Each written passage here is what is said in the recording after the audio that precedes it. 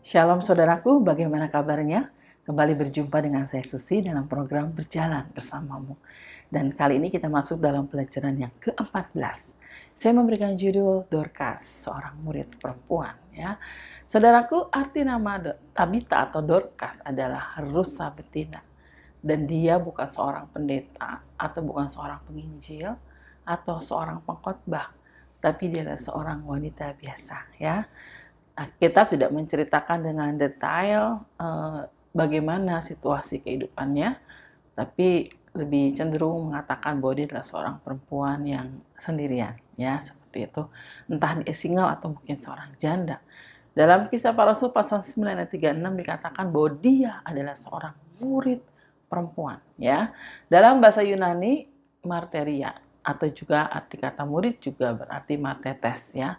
Artinya adalah seseorang yang sedang belajar pada gurunya, seorang murid, ya. Dan proses penekanannya ini adalah pemuritan, bagaimana si Dorcas ini sedang belajar pada Yesus, ya. Kita bisa melihat firman Tuhan mengatakan bahwa ayat 36, ia banyak berbuat baik dan memberi sedekah. Atau dalam terjemahan yang lain, bagaimana ia limpah dengan perbuatan baik, ya. Dikatakan dia seorang murid yang belajar dari Yesus, bagaimana Yesus memberikan hidupnya, nyawanya, memberikan segalanya untuk menyelamatkan umat manusia, ya. Dan Dorcas belajar memberikan hidupnya, memberikan dirinya, memberikan apa yang dia punya, ya, bagaimana dia berlimpah dengan kebaikan. Pada waktu itu dia melihat kebutuhan yang ada, bagaimana janda-janda memiliki pakaian yang tidak layak, ya.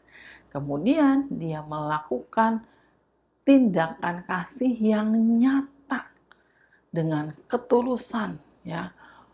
Bagaimana dia membuat baju-baju untuk para janda, ya. Dan dia melakukan itu dengan apa yang dia bisa, ya, dengan apa yang dia bisa, dengan apa yang dia punya. Dia berkhotbah dengan perbuatan baik dari apa yang dia bisa. Dan kita bisa melihat dia melakukan itu bukan hanya untuk 1-2 janda, tetapi beberapa janda.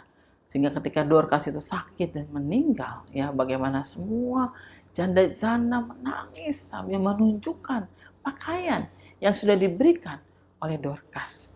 Dan kemudian Petrus pun dipanggil untuk pergi ke kota itu dan berdoa bagi Dorcas. Kenapa Petrus mau datang? Karena Petrus mendengar bagaimana Dorcas yang sudah terkenal dengan perbuatan baik yang luar biasa. Sehingga Petrus datang ke kota itu. Dan singkat cerita, bagaimana Dorcas yang sudah mati itu dibangkitkan kembali oleh Tuhan, ya.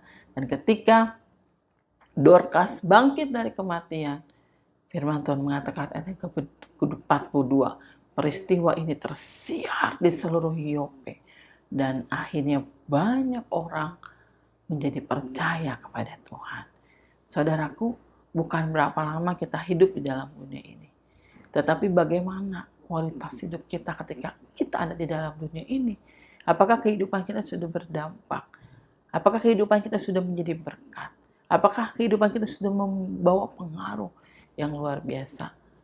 Kita bisa lakukan itu pada waktu kita mau belajar menjadi murid-murid Tuhan yang luar biasa, sama seperti Dorcas ini, ya. Sehingga ketika Dorcas belajar menjadi murid Tuhan, dia benar-benar memiliki kehidupan yang menjadi berkat dan berdampak, sehingga ada begitu banyak orang yang dibawa kepada Tuhan. Sudahkah kita menjadi murid Tuhan yang berdampak dan membawa banyak orang akhirnya bisa percaya dan mengenal Tuhan, ya. Oke, saudaraku, saya percaya bahwa setiap kita diberkati oleh Tuhan, ya. Sampai berjumpa dalam pelajaran yang berikutnya bersama dengan saya. Tuhan Yesus memberkati kita semua. Shalom.